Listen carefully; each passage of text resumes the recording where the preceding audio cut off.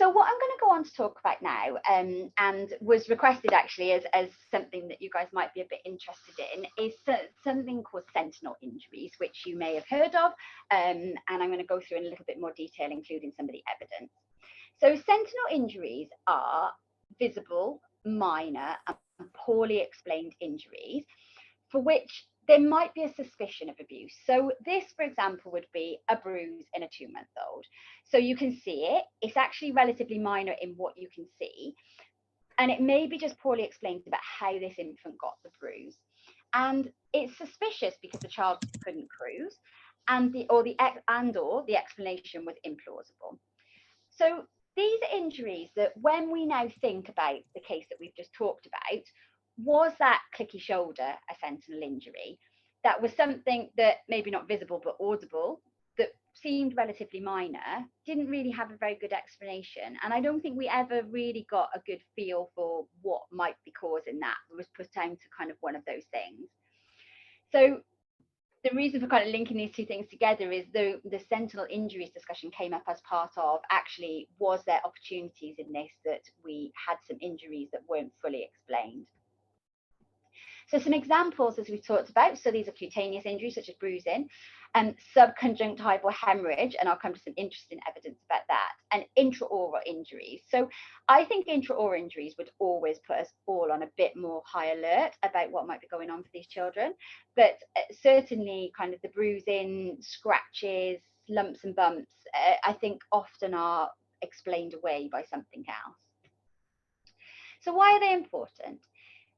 So what you see on the surface might be an underlying sign of more serious abuse or an outward sign of more occult injury. So your small bruise on the surface that actually signifies that this child has had a massive whack to the abdomen, so more serious abdominal injuries, or a fracture that just has a small bruise or something over the top of it.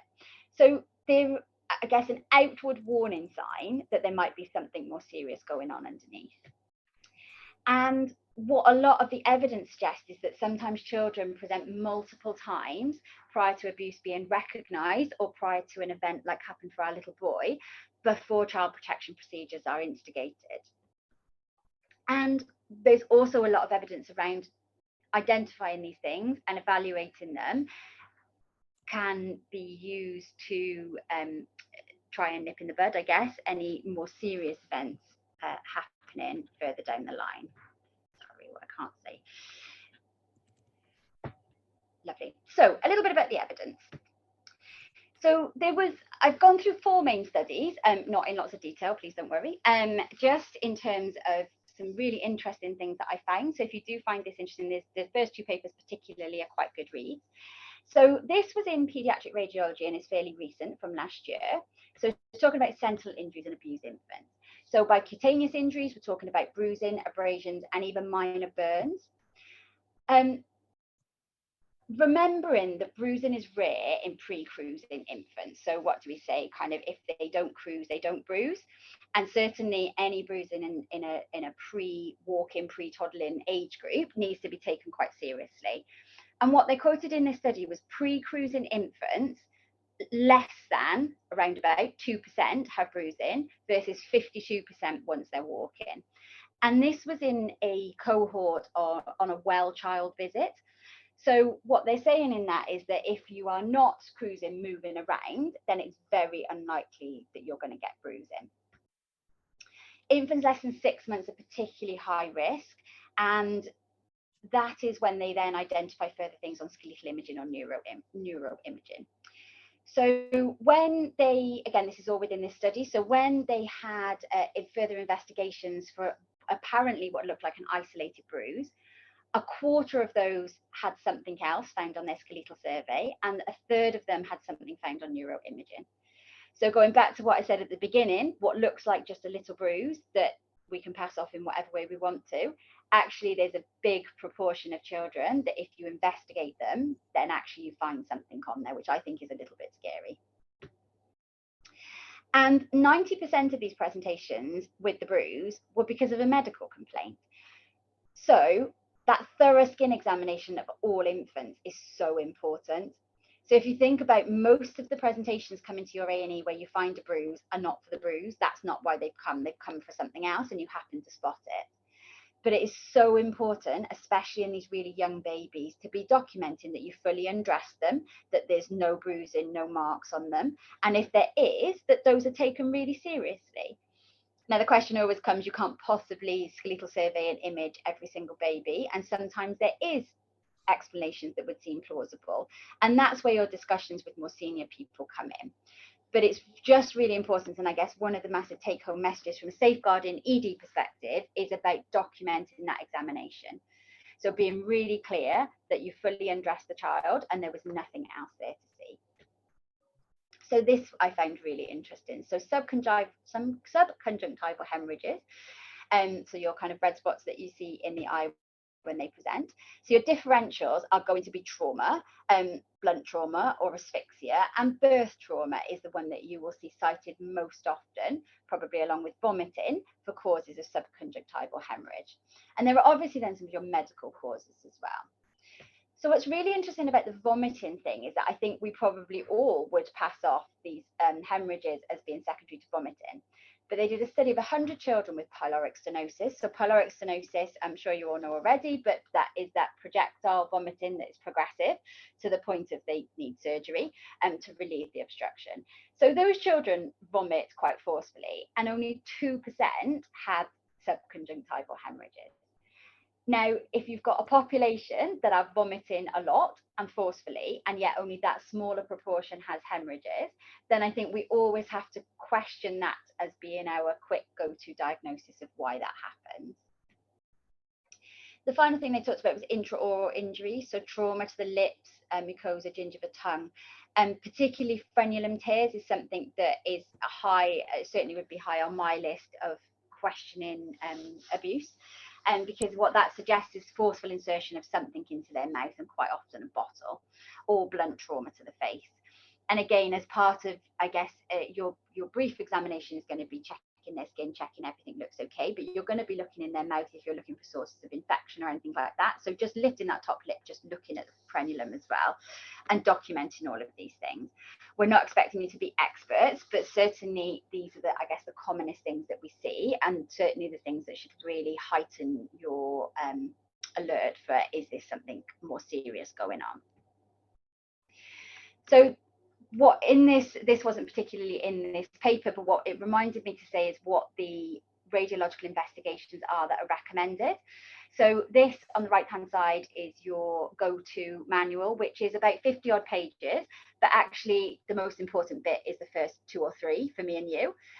The rest of it is a lot about what specific CT head sequences, what specific x-rays you have to take for a skeletal survey, and a lot more about the detail of how you do it. But what's really important is that in an under 2, you should always do it. If you're worried about child abuse, you should always do a skeletal survey. And in an under 1, it should always include a CT head. Now, clearly, this is a case-by-case basis in terms of if you've got an injury in an over 1 that would suggest a head injury, then you're going to include a CT head. Likewise, a developmental or learning difficulties type history means that you might consider a skeletal survey in an older child who can't tell you, who can't localize, who is more at risk of safeguarding. Think about the siblings as well. So some of this comes down to us then once you've referred this kid on to us, but think about the siblings. So if they're the same age, they need exactly the same imaging. If there's other children in the household that are of age that fits into those criteria, then again, you have to think seriously about whether you are imaging them in the same way. And that skeletal survey needs repeating within 28 days. Now, I think we've got a mix of people here, but for those who do work on wards, it's really important that those are requested before the children leave.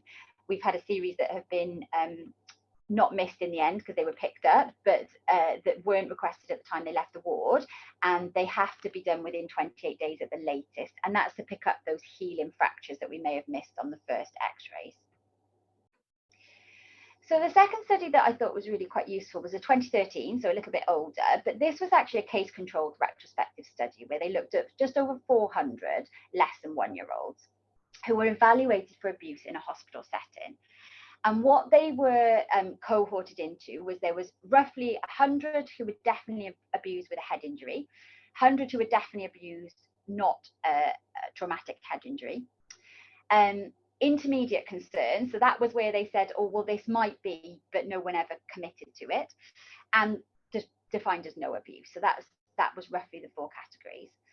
And what they looked at was there evidence of sentinel injury in these children, previously reported in the medical notes, and that they were suspicious for child abuse. So that kind of definition of sentinel injury that we talked about before. So as I said, there was that 50% were definitely abused, 25. So I think they deliberately had picked 100, 100, and 101 in one of the groups for some reason. And of that abused group, there were 28% that they found evidence of a sentinel injury in their past history.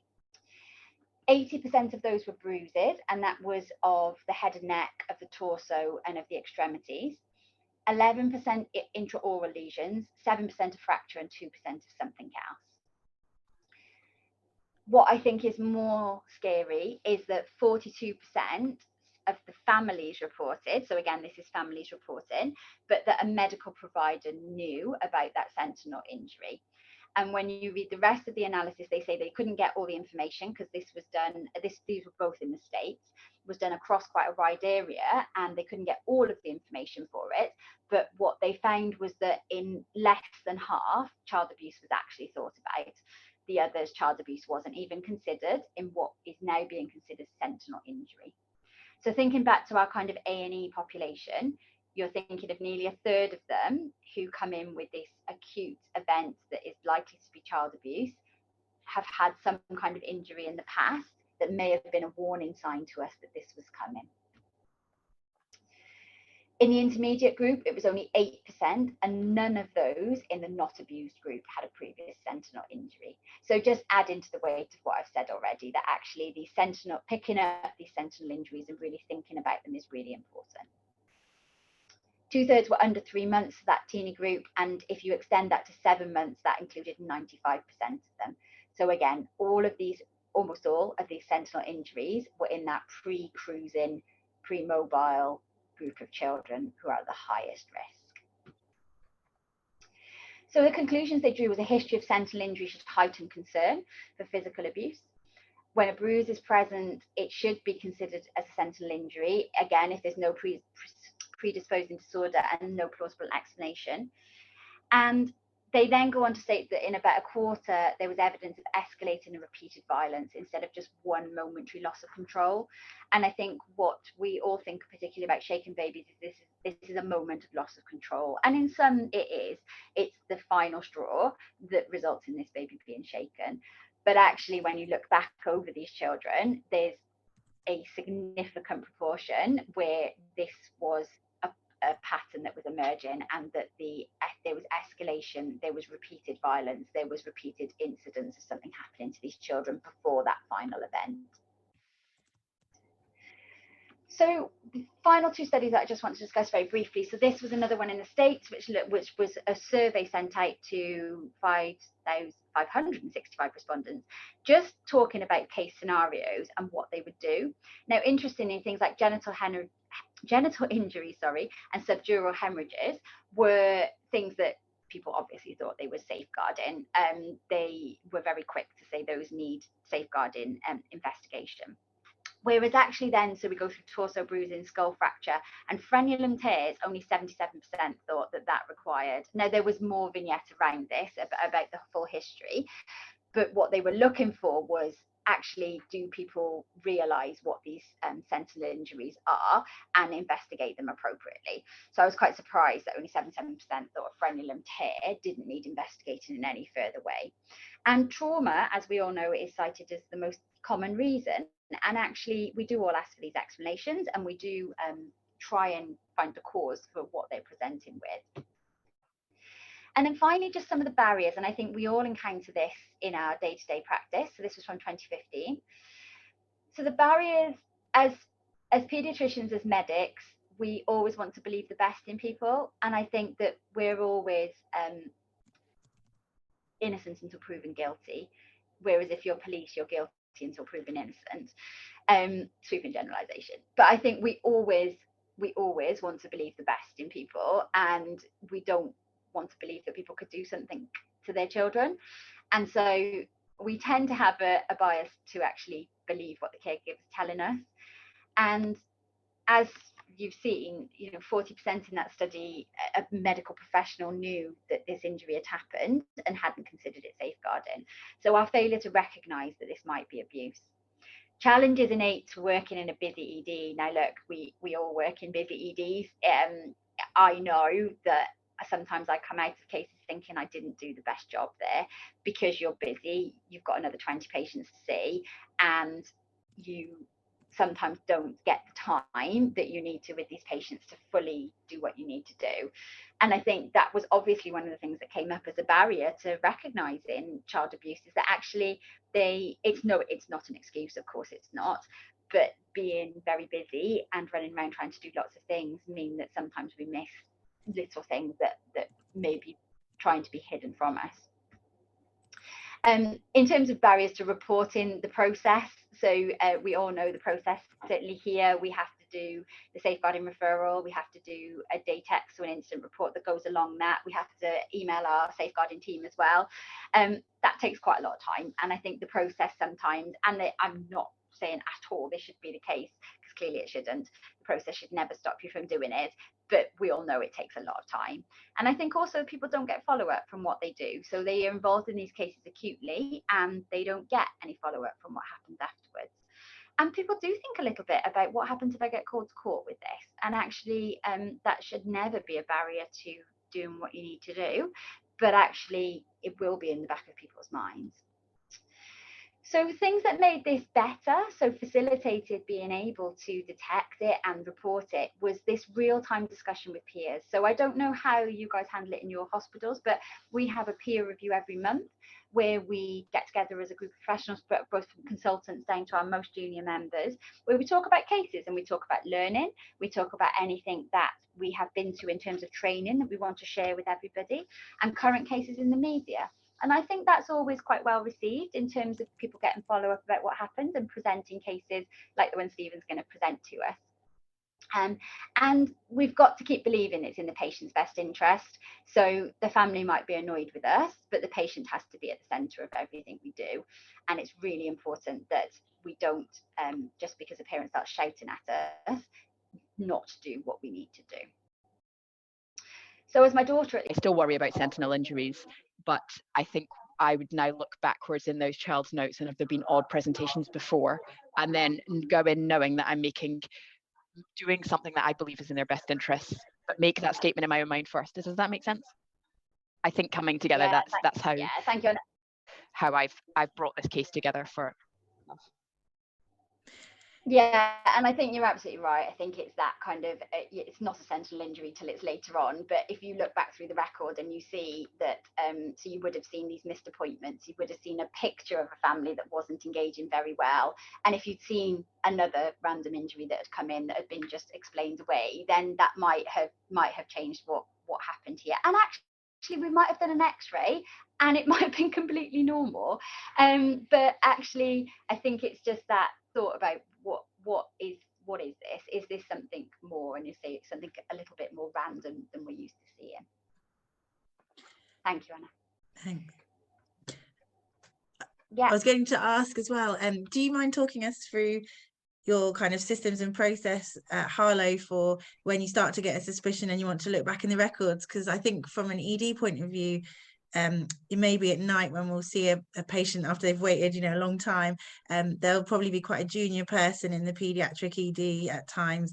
And some of our systems locally, you'll get maybe a flag if they were previously under the safeguarding team, and that's in the hospital, or you'll have a list of their ED attendances, but you won't always have access to the full community record. Yeah, that is so difficult. Okay, and I think that is across the board. So we have multiple systems too, and we also just have a new system in ED that came in July, which means that anything prior to July you don't see on the new system. It's clearly all there in the old system, and what you can see is this child has had 10 previous attendances, and you might, I mean, that's a bit of a gauge in itself, isn't it? Is that actually has it, this is a small baby who's been here 10 times. That's not normal. Most of them are one-off presentations. So even just the number of times they've been there can be a little bit of a guide. I think it's not suggesting that for every single child you see, you have to go through every single documentation that's happened. But I think when your spidey sense is out that there's something not quite right, that actually there's something more that you need to look at, that's when you'd perhaps go back through. And again, you can't, all of the information I presented here was the combination of about 15 people sat in a room sharing their experiences of interactions with this family. You do not have that at 3 o'clock in the morning. I know that.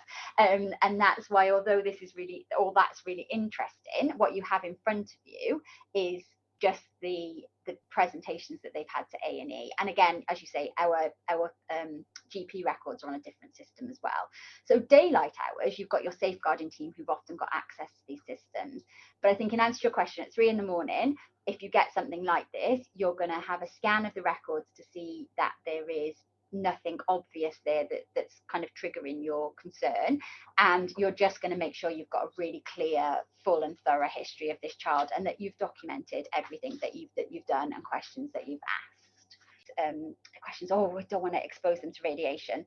Ultimately, you're right, that kind of the evidence out there is now that not just chest x-rays, but our scanners are so much better that actually the dose of radiation is not, we still don't know the long-term effects, of course we don't, but not all of them anyway. So you still have to have that balance. But you're talking about, when you're at that point, you're talking about a child you think has been abused.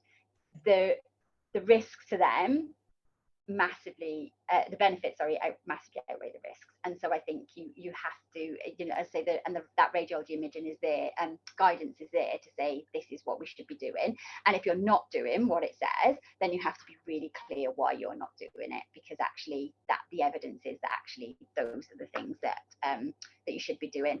And yeah, and that bit about radiation risk, I think, is becoming clearer. Thank you. Ash had asked, what do you think of the 10-4 P rule of thumb, and if it's useful? And just for those who aren't familiar, I've just got a link for a Don't Forget the Bubbles article that does have a snapshot. I'll try and share the tool. I'm going to be honest and say I don't know what that rule is. Tell us. Okay, so I think this was, I don't know if you can see my screen. I'll just make it bigger.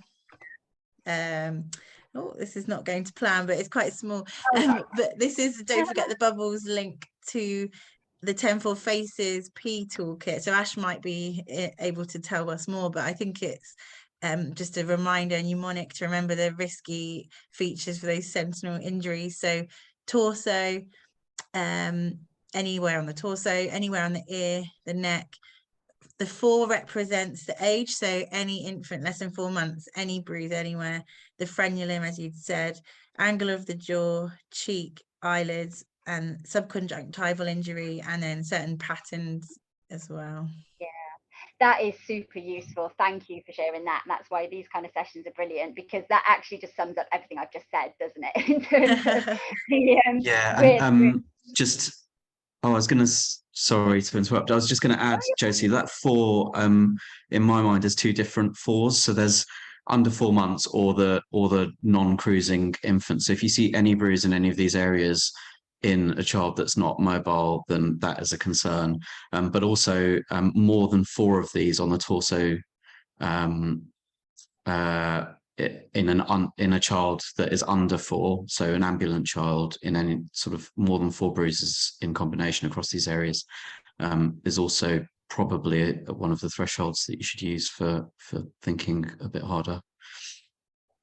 That is really, really useful. Thank you for sharing that. But and I think that again just summarizes what we talked about, doesn't it? Those are the kind of areas and the kind of injuries that we're thinking should be heightening concern, and because those are unusual areas to bruise in a non-mobile child. So yeah, absolutely. Thank you for sharing that. And then I think Ash should also put a link to report severe injury in children. So what's the evidence base behind this? So I'm assuming, following up from Dr. Ray's talk, that kind of, obviously we're talking about sentinel injuries, and we've been kind of primed to think that any kind of injury is there is obviously, this was the history from mum, was that this was kind of from day 2, and potentially this could have been a birth trauma, which I think is where the debate from our team came from, especially because on the actual x-ray report it did sort of suggest that it's likely to be birth trauma. So humeral fractures in the neonate are the second most common long bone fracture after the fracture of the clavicle, and the incidence is 0.056 to 0.1 in 1,000 live births, so 1 in 10,000 basically, or 1 in 10 to 20,000. You can get a fractured humerus in uncomplicated vaginal deliveries, such as in this baby, and they are expected to have a good outcome with remodeling of the humerus in neonates. And 1% of infants with birth trauma have underlying bone fragility diagnosis. So 99% are essentially otherwise normal children with normal bone densities and no underlying reason as to why they should have fractures. And around 20 to 60% of humerus fractures under 1 year are birth related as well. So there's quite a high proportion, if you see a humerus fracture, that it's birth related rather than anything else. That being said, 15 to 30% of humerus fractures under 1 year are NAI. So it is there is a bit of an overlap there. And there is a paucity of data on this as well. So I think this study only looked at kind of 28 days to 6 months. And obviously birth is in itself a traumatic passage. You're being forcibly expelled from a cavity. So there are other risk factors as well. So obviously if mum is obese, then it can cause more problems in terms of labor. Males also are more likely to have humeral fracture as well. Obviously, if you have a dystotic labor or you have shoulder dystocia, then that's going to increase your chance of having a humeral fracture. And if you have kiwi or multiple birth as well. Breech delivery is also associated, and preterm babies as well. Interestingly, the birth weight of more than 4 kilos, this baby weighed 3.87, so they're not quite there, but obviously we have to have cutoffs somewhere. And normally there's a spectrum of, yes, we say kind of this is in itself as a risk factor, but I think it's always worth being considerate to the fact that a baby who's 3,999 grams and not yet 4,000 grams probably are going to have a bit of an overlap with babies that are at risk of humeral fracture, and also generally being large for gestational age for obvious reasons. Again, it's all just making it more difficult, the birthing process. So often no cause is found for these humeral fractures. So one study found that only kind of 0.74% of these fractures actually had any cause found in terms of their birth. And of those that, there was one study that looked at 158,000 births, found that 0.74% had some form of traumatic injury that may or may not have actually been kind of shown kind of clinically. And of those, then 20% of them had no underlying fragility disorder as well, or any obvious trauma. So you can still have kind of the crossover of both of those. And out of those that had no obvious trauma and no underlying fragility disorder, 12 of them had fractures of the humerus, and 3 had femoral fractures as well. So they're quite significant injuries that these babies can get with just a normal birth. Is that, are we focusing on the wrong thing? We're focused on a weekend of inconvenience for families where the skeletal survey is going to be normal and this child is going to be discharged without a social services record and intervention. So it's annoying. I completely sympathise with these families, I really do. But we're talking about a few days and 2 skeletal surveys but to pull out one child that's going to need our intervention and an upgraded amount of support. If we thought about this in the context of sepsis, nobody on this call would have a problem giving antibiotics to somebody that was debatably yes or no sepsis and withdrawing them 48 hours later once we'd proven with a blood culture and a lumbar puncture that this was all fine. So I wonder if we change the focus a little bit, that we are trying to find the child that needs help, And in the process of doing that, we are going to unfortunately have to have a lot of difficult conversations with families, but we need to get better at that. We need to get better at accepting that around, you know, maybe a third of these skeletal surveys are going to be normal, and that is an inconvenience for these families, but it's not any greater an inconvenience than someone that's going to need a lumbar puncture and stay in hospital all weekend because we're searching for sepsis that we never find. And in fact, finding sepsis, severe sepsis, is less common than finding someone that's being abused, I'm afraid. So that's where I've tried to change my focus a little bit onto, and same with my conversations. We are trying to find the children that need our help, and in the process of doing that, there's going to be a lot of negative investigations. That's what I was going to add. Thank you, Anna. That's really, really useful. And going back to kind of building on what you said before, then it's about going in with that frame of mind that you know why you're doing what you're doing, and you can confidently explain that to the family. So thank you. And then Josie, you've got your hand back up. Yeah, I was just going to add, I think as well, in the context of maybe the senior trainees or even a consultant, an ED with a PEM interest, the kind of context of working in isolation, often in ED at night particularly, you know, we'll get asked to go and clear the paediatric ED as a sole doctor sometimes, so you are working more in isolation. Maybe there's more pressure to get through the wait list because there's a lot of quick wins you can turn around, and you might be tempted to delay your documentation till you've got through quite a few patients. So I just sort of going to add in that context. I find it useful just to remember that process of going through the paediatricians, getting multiple team members' opinions, I think isn't a bad idea, although it's a lengthy process for the patients over the weekend. It just gives more time for observation, more evidence gathering. Absolutely. And, you know, we appreciate this is really difficult at 3 a.m. when you have got those 20 patients who are waiting. We all work in EDs. We know what the situation is. But I guess your comment about being alone, you are never alone where safeguarding is concerned. And that's for everybody. You know, there is always, you know, when we have to do rapid reviews and instant reviews on these patients, it's always just that it wasn't discussed. And had it been discussed, there may have been a different outcome for it. So actually just knowing that there's always a registrar or a consultant at the end of the phone, and there's always a PEDS consultant on call, so there is always somebody to talk to about these cases. And you know, I do it still as well, where I'm on those cases that are a bit grey and I'm not really sure. I phone a friend and I say, look, just listen to this story, having not met the child, this is what we've got, what do you think? And sometimes it's just backing up what you already think, but sometimes there'll be a slant on it that you hadn't even thought about. So phoning a friend is definitely still really important, no matter how senior you are. So and then Ash's got his hand up. Sorry, I think we could keep talking forever about this. It's so interesting, all of this. I think, Josie, one of the things that you mentioned just made me think of something that I think is quite common practice in ED, especially when it's busy, which is picking up the injuries because they're the quick wins and getting them home.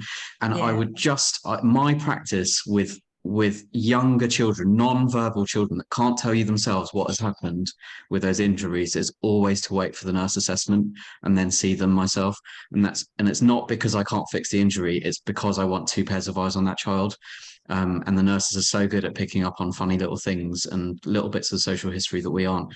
So that's my practice, and I wonder what other people are doing, but I just feel that if there are people that are picking up those injuries and seeing them themselves without anyone else seeing them and getting them home, just to reflect on that, perhaps. I know they are a quick win, especially when the department is heaving, but that particular case group is a group that I feel particularly worried about us missing things in.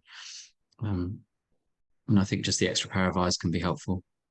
Yeah, I think that's a really good point, because I think the pressures at the moment to get another doctor back to the main adult ED, I think there's a lot of pressure to kind of get that PED doctor back to adults. I found, and especially in smaller EDs, I don't know if other people have found that, but I think that's a genuine risk, and I think you're right there.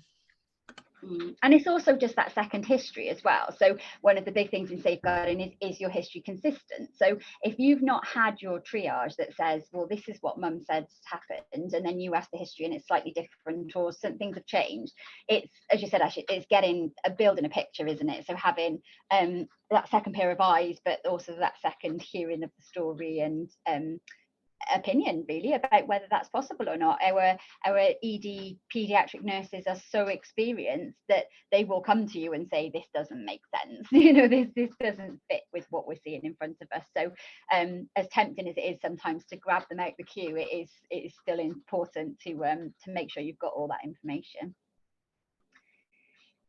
Thanks. Oh yeah, so go on, carry on. I was just going to read the last few bits on the chat, Yeah, unless go. you're going to do the same.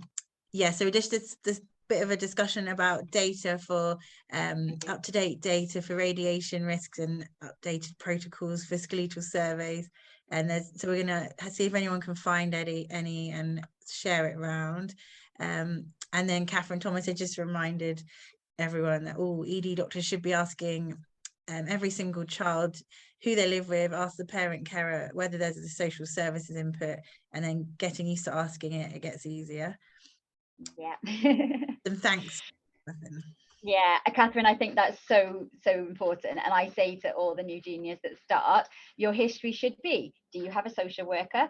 Our questions are, do you have a social worker? Do you have a pet? Do you smoke? And if you always ask those three things these are questions I ask everybody, it gets so much easier. Whereas if you then come and tell us a story and we say, well, have they got any social work involvement? And you have to go back and ask that question in isolation, it's so much harder. Whereas when you're asking it just as part of your history. And the thing about who lives in your house is the question that I ask. And the reason for that is that things like Victoria Columbier in those big cases, it was the unknown people in the house that was the problem. And actually, if you just say, you know, who are your mum and dad, or those kind of questions, all you'll get is that. You won't get, oh, well, my uncle actually lives with us as well, and this teenage brother, you know, you actually asking who lives in your house is the way I phrase it. And other people may have different opinions about that, but I think that gets who is involved in this child's world on a day-to-day basis. So that's quite a good way to ask it. But yeah, Catherine, absolutely asking it every time. And those are quick questions. Look, guys, I work in ED too, so I know that you have a million things to ask, but these are the things that you know, that are really important. And when you come back to look at these as incidents, you just realize sometimes nobody ever knew who was in that house, and nobody ever had this background information that is so important. So just reasons to come on days like this where you can add it to the list of things that the next person will tell you their bit's more important. So yeah, these are from the safeguarding perspective, things that are really important. Yeah, and never assume a parent has brought them. Thank you, Catherine, because again, that is always our big assumption, and it's not always. Part of being, you know, getting good at safeguarding is developing a slightly thick skin. Yes. Being good at communicating with people, but recognizing that people are not going to be happy with you, and that's okay. Yeah. And just going back to what Anna said about, if you go into that room knowing that you're doing the right thing for that child, then whatever they throw at you, you know you're doing the right thing for the right reasons, and that's just what you have to stick to, whatever they throw at you, because you'll get all kinds. So but yeah, thick skin is definitely quite important. Thank you, Catherine, that was really useful. And Ash should put his hand up as well if you've got plenty of time for more questions. Yes, of course. Yeah, are you okay? Yeah. Thanks. Sorry, it wasn't a question so much as an observation. I think the case is really interesting, and you know, this whole business of what we investigate and why and when, I think, is sort of critical to all of safeguarding. And I think, yeah, the observations that I had were around, you know, that actually at the beginning of all of this, as you said, Dr. Ray, we just don't know. And so I think doing the same thing for everybody when there is that element of doubt is crucial. And we've talked about some of the barriers to that happening. And I think those are the things that drive people to do things differently in different cases, is those barriers at the back of their mind. What is going to be the impact on this family if they are a professional family? How is this going to be talked about amongst the team tomorrow when it all turns out this was nothing at all? Yeah, and you know, what are the implications in terms of resourcing and all the rest of it when you're bringing lots and lots of professionals together?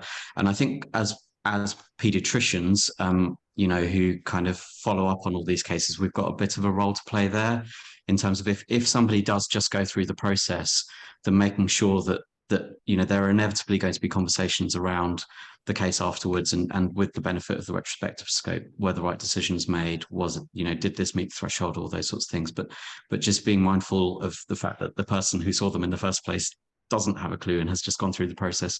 And equally for the family, I think there's a piece of work to be done to make this a more normal part of what we do, and to kind of be really thoughtful about the experience for them.